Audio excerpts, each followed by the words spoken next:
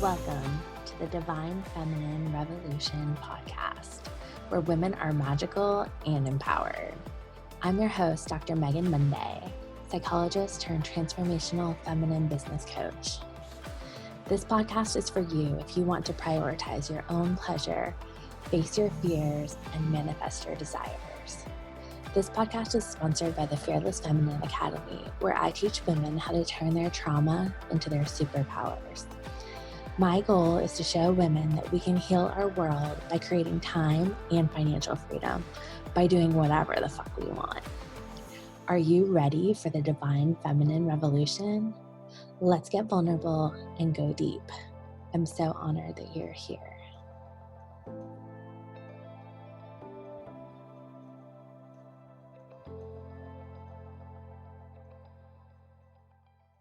I am seriously fired up about this interview. I cannot wait to talk to you because I know you have so many just ways to reclaim who we really are by facing our fear. So I'll just let you kind of do a brag intro, whatever that looks like for you.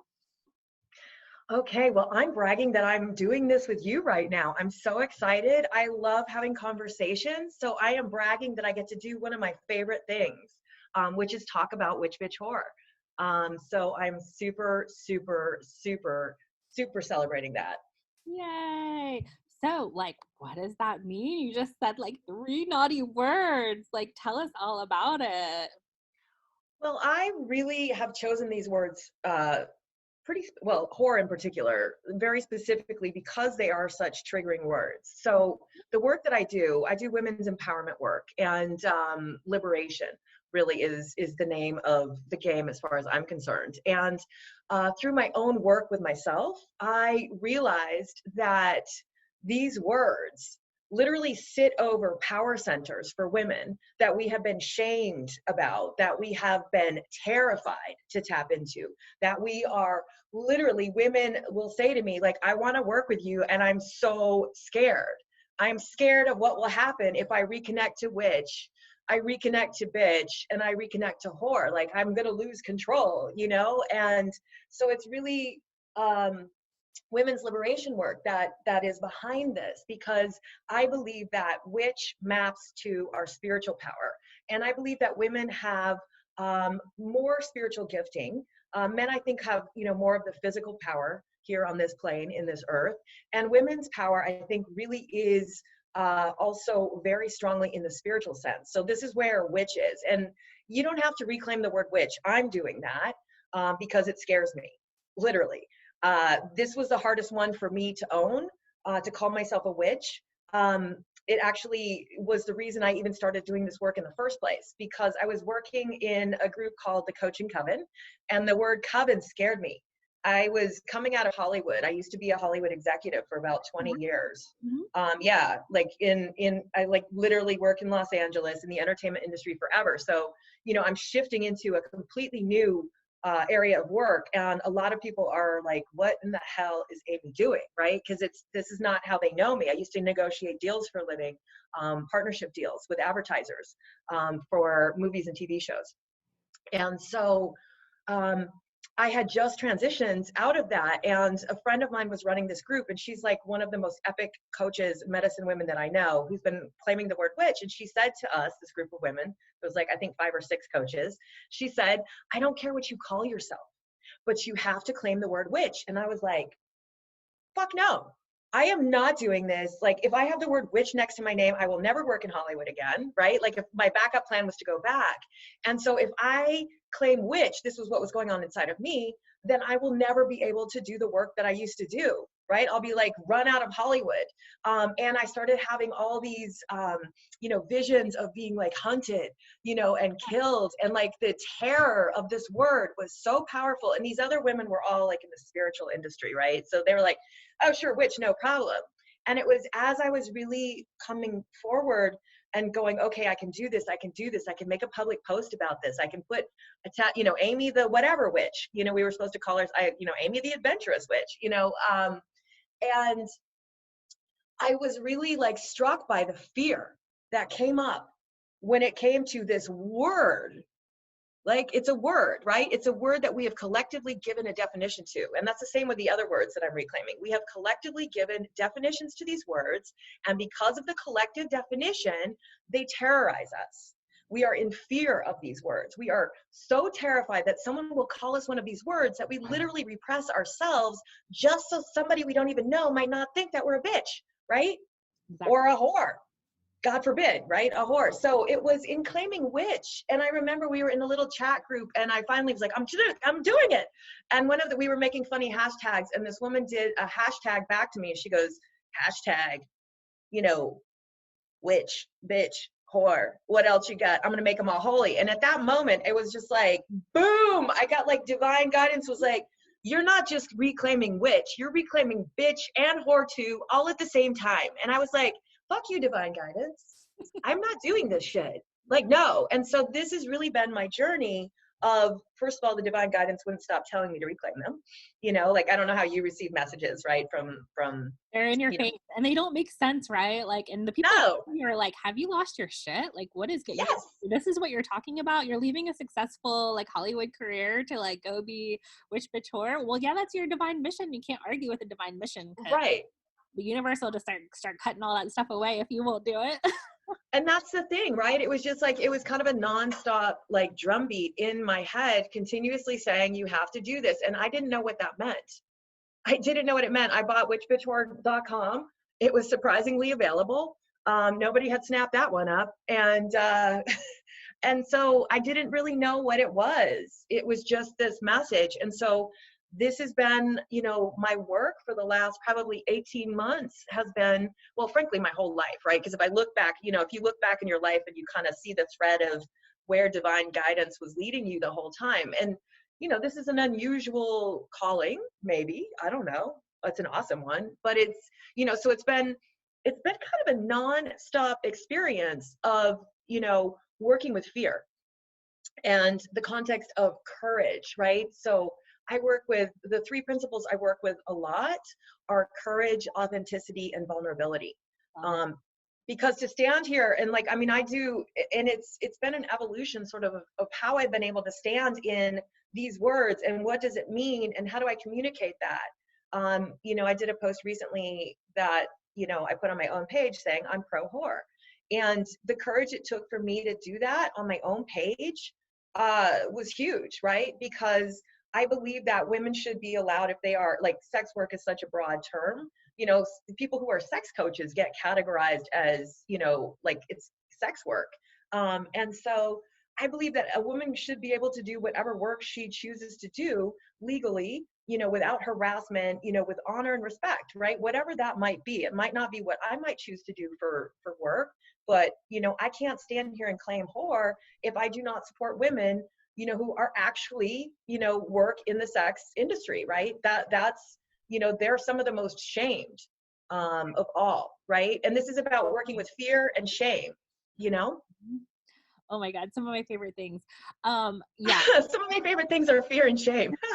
like getting rid of them, right? And I think you're Right, right. right. Like witch bitch whore has definitely like, you know, no one wants to be called a bitch. And so then we like are in this little like thin sliver of like, we can't, a lot of times we feel like we're not good enough. And then as soon as we cross over into healthy self-esteem, we feel like, oh, I'm like too much. And so it's just like this Right. impossible sliver of like, we can't take up any space without being too much or too little. And so it's like such a double Exactly. bind for women. And I think it's like so much headspace is caught up in like whether it's appearance or whether it's like identity or like speaking your truth or whatever it is. We get so tangled up in that. And I love that you're coming out with the witch piece in particular, because I definitely identify as a witch. And that's why my therapy people would get better, because I am like a freaking healer. And so I'm doing therapy, but I, as a psychologist, but I also am like a witch and a healer. And so I can move that stuff better than someone who's not a witch, you know? And so I think coming out with that is so powerful. And what I always explore with my people is I think a lot of our visibility wounds as witches or healers or whatever you want to call it is because we have had past lives where we were hunted down as witches. And it sounds like that really came up for you. And so sometimes it's current life trauma, but I think a lot of times it's past life trauma. And at the very least, you know, that's in our like ancestral lineage and trauma, Yeah. collective trauma around the, you know, women have been kept down for our wisdom. Exactly. And it really is, when I'm talking about this, like the words are a part of it, right? And every woman gets to, first of all, I'm not saying any woman has to call themselves a witch or a bitch or a whore, right? Like I'm doing that, right? I call myself the Horacle. And I'm having fun with something that's actually really serious, right? And um really exploring what it means to reclaim the powers that map in from my standpoint to these words. So which is your spiritual power, your energetic power, could be your intuition, right? Also, the word witch doesn't have to be the word somebody reclaims. It could be intuitive, it could be healer, it could be wise woman, it could be crone, it could be whatever it is that you want. You could be a witch. And I also think it's important really to look at witch in a really broad sense, because it's not just about, the European lineage of witches, right? Not just white witches, right? There are witches all over the world, in all countries, right? It really is probably, witch is a little bit of a made up thing that kind of came out of the, I'm thinking it's like the Middle Ages is the time period I want to call it, where the witch hunting was actually happening. These women were not like actual like witches flying on broomsticks. This is all Hollywoodization of a concept, right? And so this is really connection to spiritual power, to working with your intuition, working with divine guidance, working with spirit in whatever way that appears to you. Because some people it's God, some people it's goddess, some people it's they work with ascended masters. Like everyone, there's as many kinds of witches as there are women, in my opinion. So and I really am looking at, it's the empowered aspects that we're reclaiming, or I am, versus disempowered. Right? This I think you can see a lot with bitch.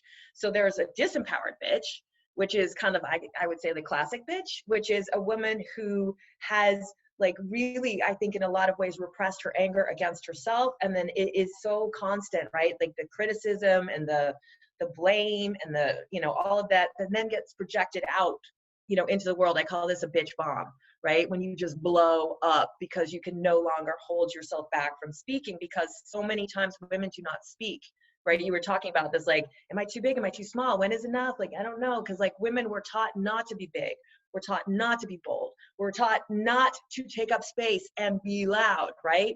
And if we You're do, right. we're called witch, bitch, whore, right? Exactly. One of those three. Like, how many times has a woman been called one of those three words because she does not want to have a drink with some guy that she doesn't even know at a bar, right?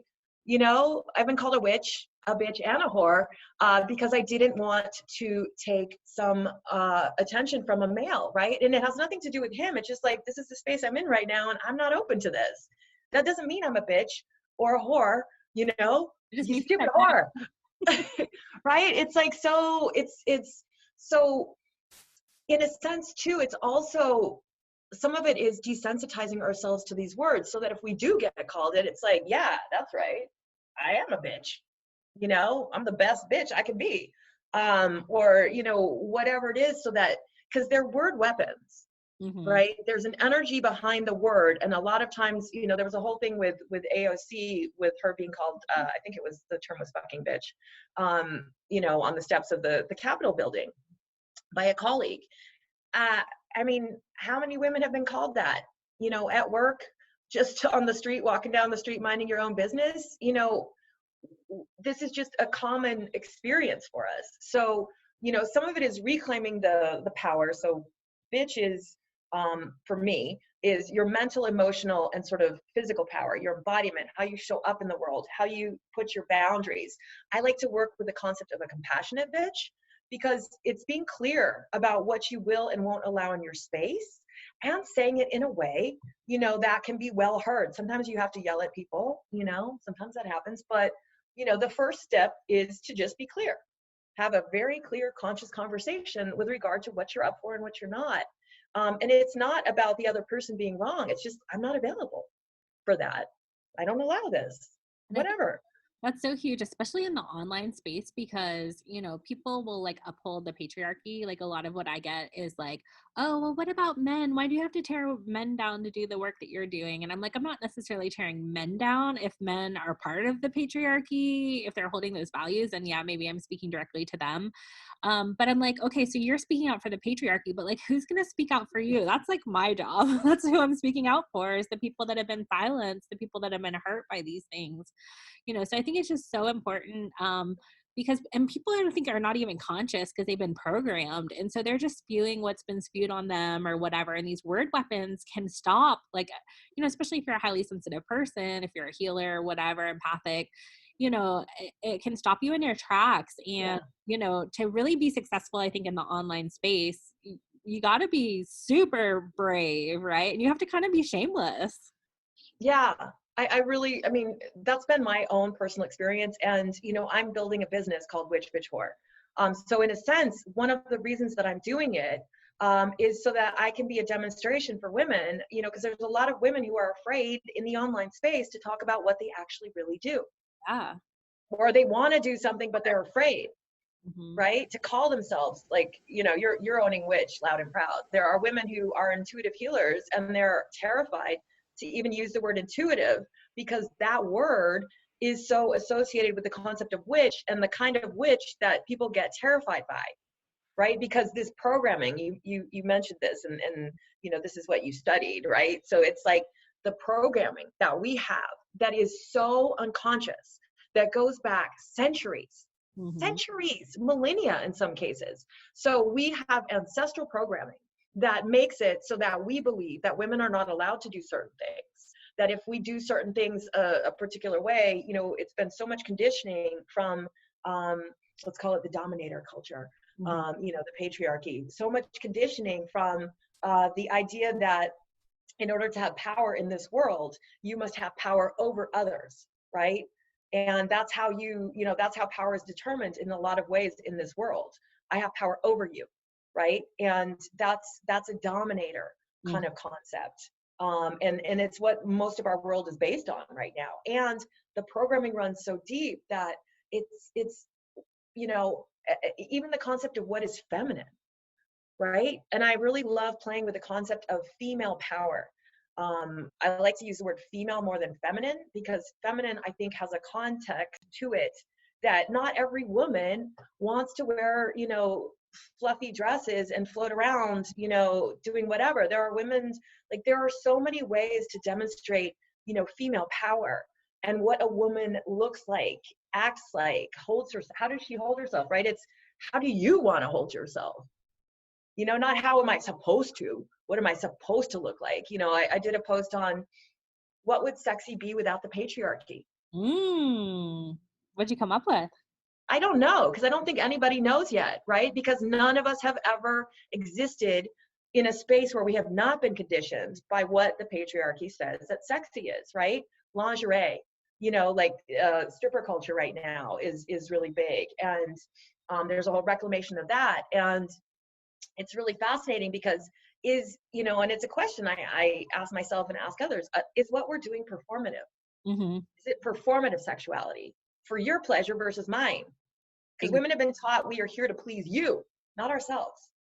Totally. And I think that's where like prioritizing pleasure, we can like check all these boxes and we can try to be perfect and overachieve. And that's kind of what happened to me. I got the PhD, I had the successful business, I was like a mom, I had the family and the lake house. And then I was like, I have just run myself ragged and I'm not doing what I truly, truly want. And so that's like the story for so many people. And maybe this happened to you in Hollywood. It's like, this is not personally fulfilling. It's like a should. And so Exactly. really releasing that and like putting your own pleasure first, even if it seems like crazy. And so I love, that's why yours is so bold, like the fact that you could create like such a successful business around like Witch Couture. It's like once you're immune to someone calling you that, like there's nothing really that can stop you, right?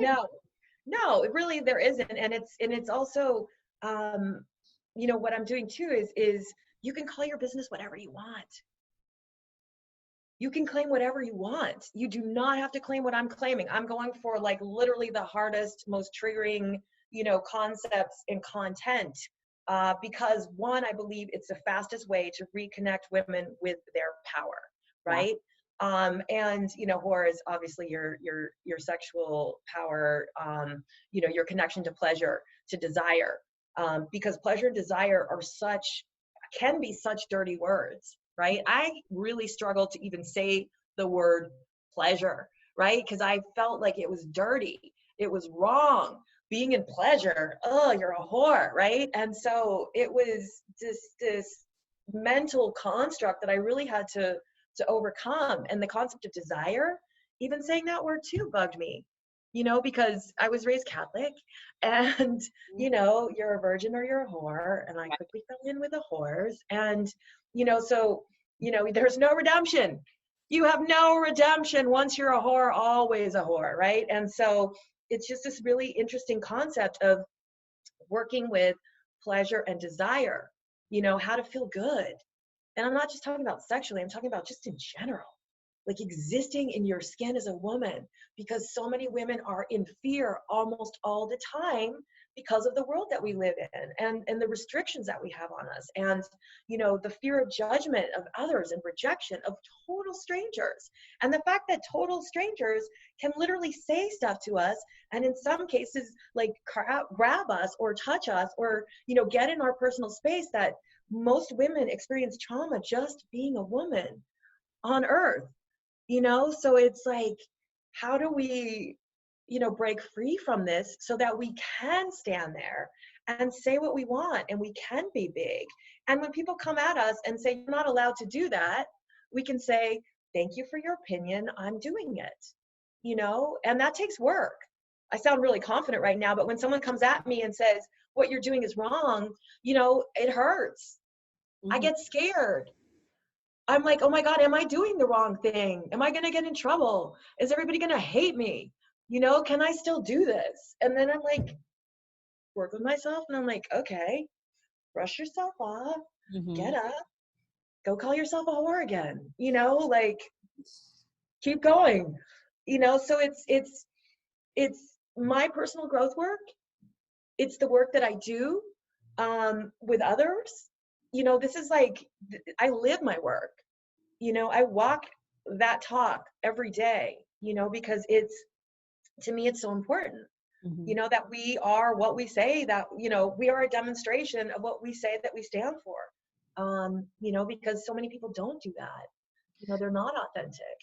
So how has being like unapologetic and putting your pleasure first like transformed your life? Like what has it done for you? Oh my gosh, it's like, I feel like I'm becoming, you know, one of the lines I use a lot is, you know, who would you be if you were born free? Who would you be if you were born free? And I'm on that mission to discover what that is. So the more that I can unapologetically stand there and say, this is who I am, this is what I'm doing, and to reclaim pleasure, Mhm. to do what I'm doing and feel good about it, right? To feel good, to celebrate, right? These concepts that are so foreign to us as women, because we often will not celebrate, you know, the whole concept of bragging, you know, which comes, I think, originally, I don't know if it's originally from Mama Gina or not, but a lot of people work with it. Mhm. Yeah. You know, and celebration is a version of it, right? Bragging is even like, oh God, what is she doing? You know, it's like, that's gross. You know, women don't do that, you know? And so to just be really able to do and be energetically things that we have traditionally not been or done, it feels so good. It feels so good.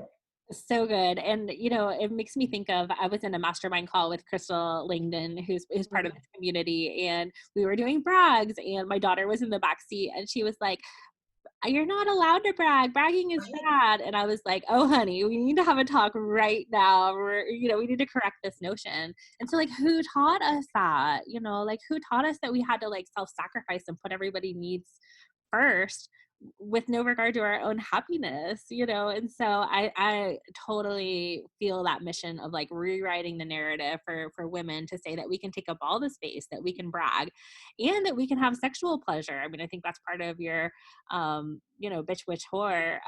So tell me about the horacle part. Does that have like a particular meaning? Like, Yeah, I mean, it does. First of all, it's fun to say. yeah, Number one. yeah. And it really is sort of the work that I do. which is I do work intuitively with people, and I receive guidance, when I am in session with people. So I am working with spirit, right, with source, when I'm having conversations with people. And, I oracle for them.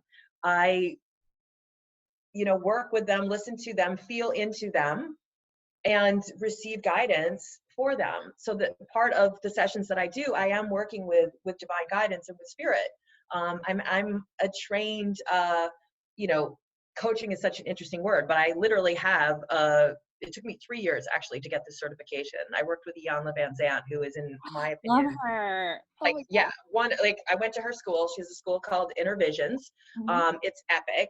It's like going to spiritual boot camp. And so, I had 2 years of a personal development program that I had to complete before they would even allow me to go into the coaching program. And it's a coaching program she teaches. One of the classes that we had there, which is the coaching class, right? She was our instructor for that. And, when you have her like observing you coaching other people, it's like the pressure is like so great, right? Because you're literally working with, in my opinion, one of the greatest living masters, at this art form, the art of coaching. And so that school is very focused with working with spirit, right? With God, with goddess, whatever it is, the form that you choose to call it. And so it really was opening myself up to that energy. And because so much of this witch bitch whore has been divinely guided, I feel like I'm working with an energy, who's asking me to reclaim this. And if I were to feel into what she feels like, it's a very primal, very ancient goddess, energy that I work with. So I am her oracle. Like, I am here giving her message to the women of Earth on her behalf. So that's why I call myself the oracle. I love it so much. We did a episode yesterday just talking about channeling and so how much like sort of like baggage and fears around that. And that's what I love so much about consulting with psychics or getting intuitive business coaching is like, when it's divinely inspired, like it can just like, that's when the miracles happen. You can have Yeah. a shift in perspective, or you can do this like just aligned strategy that just like sets everything on fire, right? Yeah, I do. I mean, I call it channeling when I speak, right? And I'm working with getting more and more comfortable doing this. So the way I work with it from a channeling concept is I'll give myself a topic, and then I'll just what comes through, right? Because a lot of the times I'll listen to myself back. I'm like, where did that come from? That sounded so Love. good. Like I don't know who was saying that, but I'm saying it, but it's not me. So it's been a journey for me to get comfortable with that, to get comfortable just allowing myself to open up and receive. The best way I can describe it is it's channeling. It's receiving, information. Some of it's coming from my knowledge, that I have studied or my lived experience. And some of it is just literally, I don't know where it comes from, so being able to even talk about it with you took me a while to even get to the point where I could even say that that's what's happening, right? Because it sounded so weird and scary, even though it's not. When I find that those channeled messages, when spirit's talking through you, like the language does activate people. And so like a lot of times they do get triggered or whatever. And then if you go back and try to understand it on a logical level, like you just have to really trust that like this is your divine mission, which is what I think you embody in such a powerful way. And why I feel so drawn to you. It's just like you're magnetic because you are speaking your truth no matter what. And I think that's like the ultimate power play. And it just gets me like so excited and juiced up about it. Yeah. Yeah, and magnetic is really an important word. So I just want to like Yeah. hit that for a second. Uh, other words that I work with, right, in what I do, magnetic is one of the words, powerful, and authentic. Like that's how I want my message to be. And magnetism as a concept is really important for women. And it's like, what is magnetism, right? What is drawing people to you? What is, being able to, kind of be like a light that, like how the moths come to the flame. Yeah. How does one be the light for their people? Because you are sending out a signal to your people. My people might not be the same as your people, right? There's a lot of women doing women's empower. I would, if I had to call myself, what I am, it's an empowerment, embodiment, an expression, coach, working with people to really step into their power, embody their message, and express themselves authentically and unapologetically. And people are expressing different things, even though we might be doing similar work. My people, and my stepmother has said this to me once when I was explaining to I had to talk to my parents about this before I did this, of course, my brother, and I had to have like 4 conversations with my brother, so he finally got it. He's like, okay, I think I get it. Like, why are you calling yourself a whore? Like, I don't get it. And so my stepmother said to me, she said, okay, I get it. She goes, it's not my cup of tea. It's not my cup of tea. And I was like, okay, it's not her cup of tea. I am not a lot of people's cup of tea. You might not be somebody else's cup of tea, or you might be exactly the tea that they're looking for. And they're like, oh my God, I found the tea I always wanted, or whiskey or margarita or whatever it is, that your cup of whatever is. But just also being able to know that I'm magnetic. I'm turning on that power of attraction, which is a very female quality, and one that we have been shamed out of because it seems witchy and dangerous, right? The seductress, kind of like Samson and Delilah, like women ruining men, right? This myth that we are just, and all the men ruining the women, let's be honest. Right? Yeah, so it's a really fascinating thing. Like, yeah, like what are we doing, right? Just like, how do we step back and look at what we're doing and why?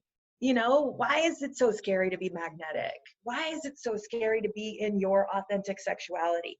A lot of women are like, I'm terrified to connect with that because I'll lose control and like ruin everything.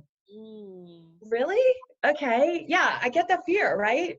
Because we have a fear if we connect to the power, we will not be controllable anymore. Good. Yeah, very good. Good. One of my questions is, when I think of a lot of my women friends who are in their power, who are goddesses, a lot of times they have trouble, like if they're heterosexual, like attracting a man because the man's like threatened by the power of her divine feminine or masculine. We obviously like have both. But I'm just wondering, like, what's that experience, since you are a powerful woman, like how has that been in your relationships with men? I mean, I've been scaring people, for decades, right? Like, like this is just something I'm kind of used to because I was very powerful in my work in Hollywood. And it's really interesting, this concept of masculine and feminine. I don't love the words masculine and feminine because they really genderize things, but I don't have a better way to describe it yet. Is we're taught what, in order to be powerful as women, right? Vulnerability is weak. You don't want to be vulnerable.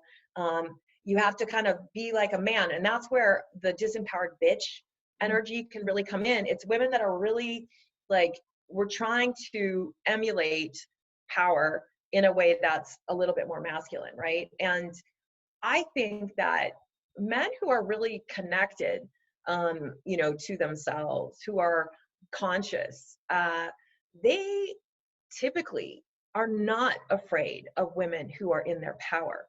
It's men who are operating, I think, because like this concept of disempowered and empowered, the way men have been taught and trained.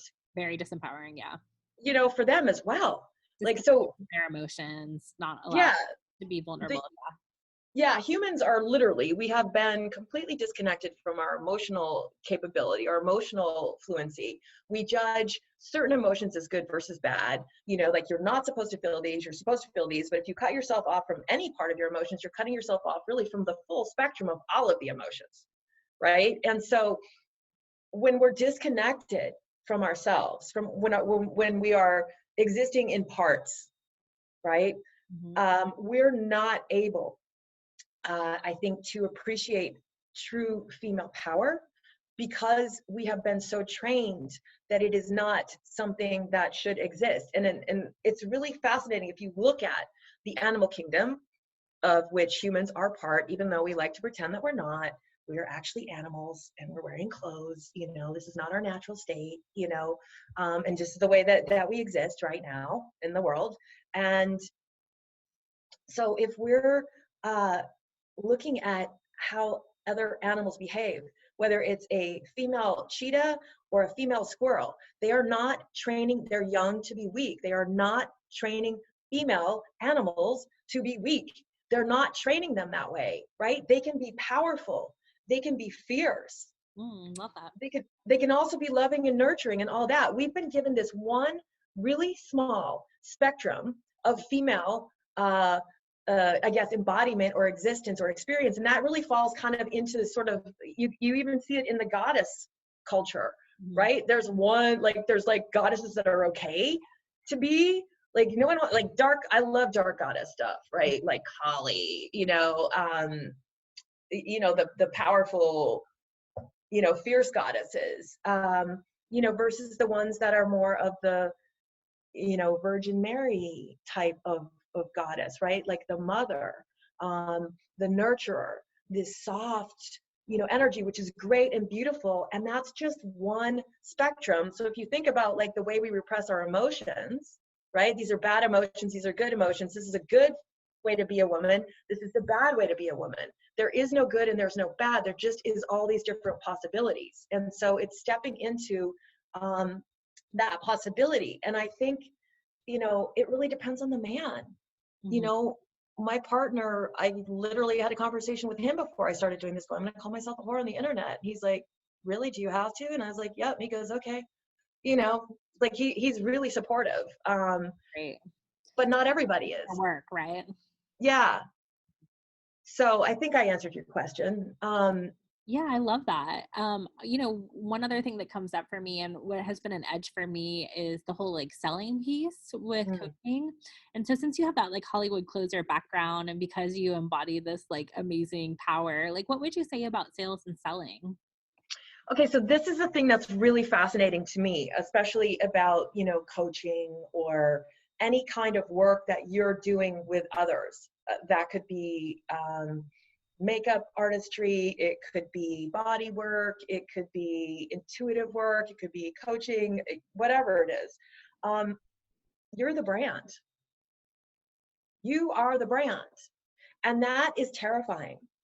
It is a whole, I sold stuff for other people in Hollywood for years, right? I'm like so good at that stuff. And it's been a challenge for me to sell myself. Yeah. How do I talk about myself? Yeah.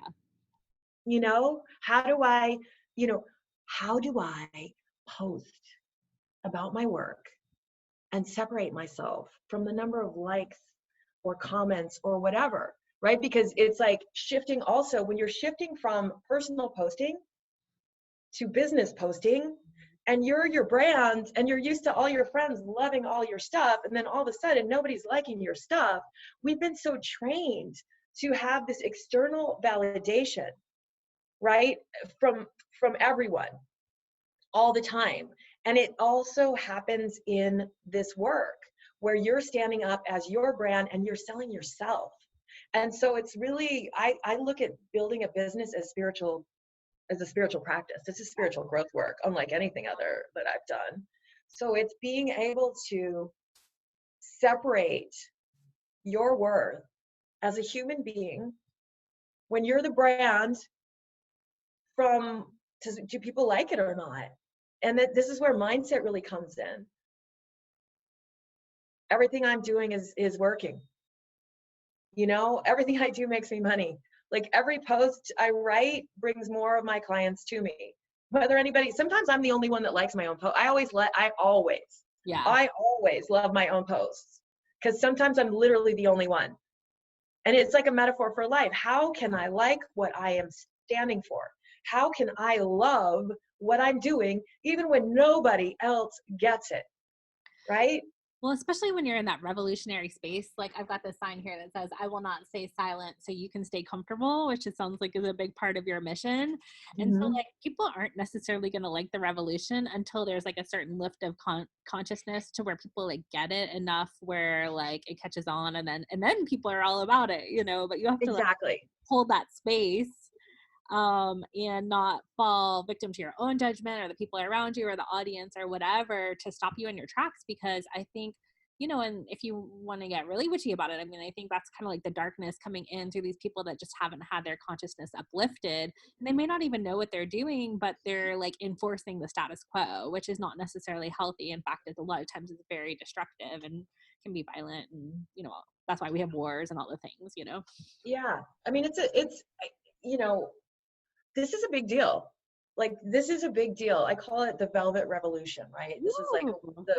the women's Mhm. revolution. And I am coming in heavy, like, with what I'm doing, but I'm not coming in, like, this isn't necessarily for me about hating on the patriarchy. This Mm. is about waking up the matriarchy. This Yeah. is about waking up the women to the reality, because most of us are so deep in the conditioning and the programming that we don't even know it. And we shame each other. Like, some of the best controllers of women are other women. Yes, totally. And again, to use like tools of the patriarchy, right, or tools of the dominator culture. It's like we've been trained to tear each other down. We Mhm. have been trained to be jealous of each other, to be competitive with each other. Like, there's only so many women that are allowed to do so many things, and we got to tear that bitch down so I can take her place. No, we just make the table bigger, bitches, Mhm. right? So it's, how do we move from the vibration of jealousy to the vibration of celebration? Every time I see a woman doing something that I want, and there's that immediate like, I want that, and then I go, nope, celebrate her, because I don't know how long she's been working at this. She's probably might have been doing this for the last 10 years, and it's just finally working. You've got to be okay in that in-between phase where you're creating the thing, where Mhm. you're building the thing. And we get scared. We get scared that it's not working, and we get scared that somebody else is getting the thing and it's going to mean that we don't. Like, that scarcity mentality, right?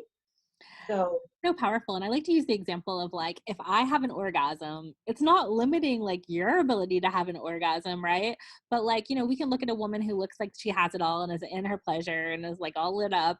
And, if we get triggered by that, then that just means we want some of that for ourselves, but just because she has it doesn't mean that I can't have it. Like we can all tap into our source and our empowerment, and it's available to all of us, which I think that's like the really big revolutionary part of it. So yeah, like tell us, who do you love to work with? How can we work with you? Where do we find you? Like tell us all of the goods there. I love working with bad bitches. I love it. I love working with women who are powerful.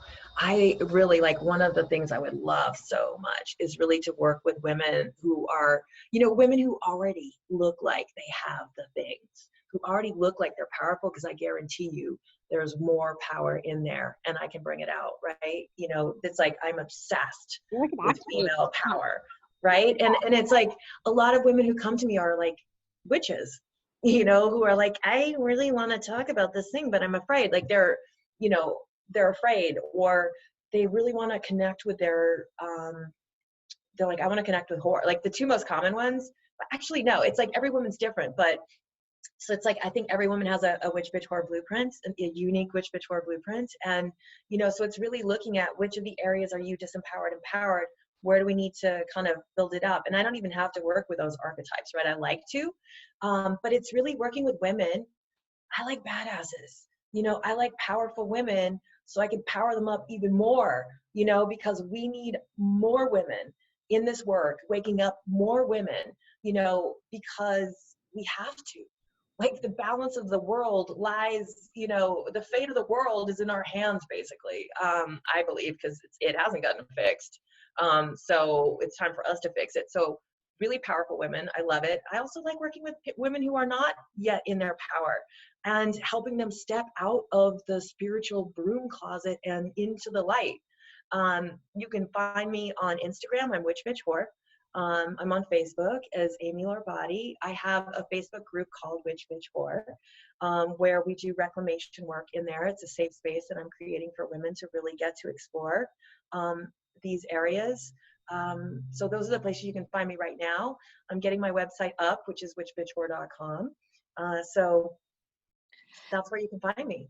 That's amazing. I just wanted to bring up, one of the big parts of my spiritual awakening was getting really learning about like Mary Magdalene energy. And so like I personally believe, and there's schools of thought that say that like she was actually like married to Jesus, and there's this whole lineage, and that after he died, she took over his like revolution. And then like what happened was she got called a whore, right? So like case in point, that, I think that's just like something that's been used to tear women down, while at the same time, like, things like sexual violence have been going on forever, and we don't talk about those things. And, and we often blame the victims of those things.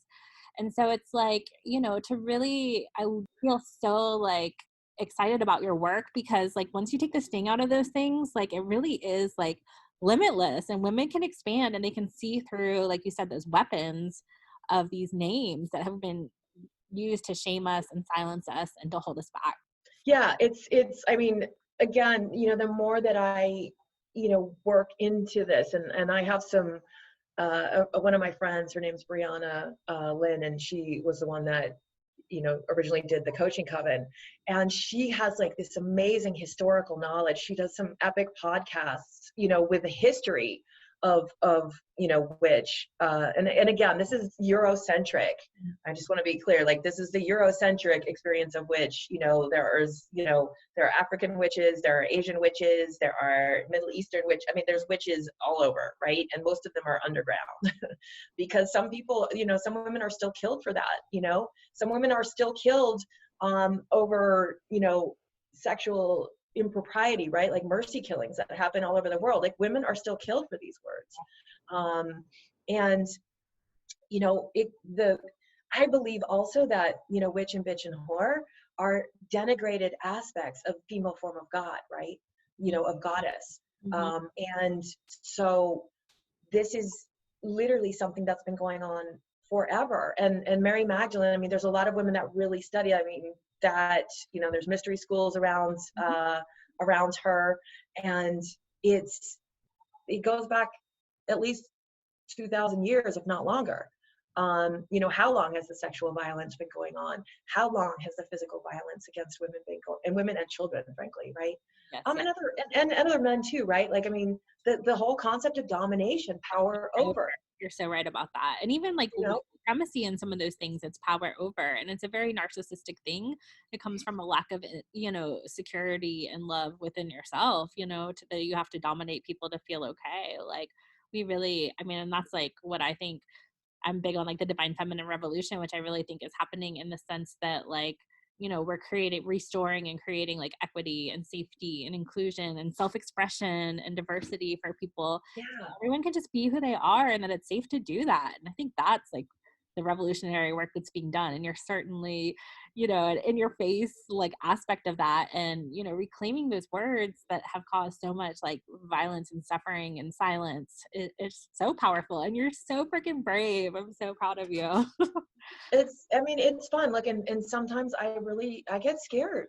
Of course. I look like this, I can be this real big, powerful energy, but there's days I'm literally sobbing, Sure. because I'm so terrified to do what I'm doing, because there's so much of that, ancestral conditioning. And I think another piece that's really important for everybody, it's not my personal specialty, but I'm, and I'm getting really educated in, decolonization, and anti-racism, and getting really clear about how that, the colonization programming that,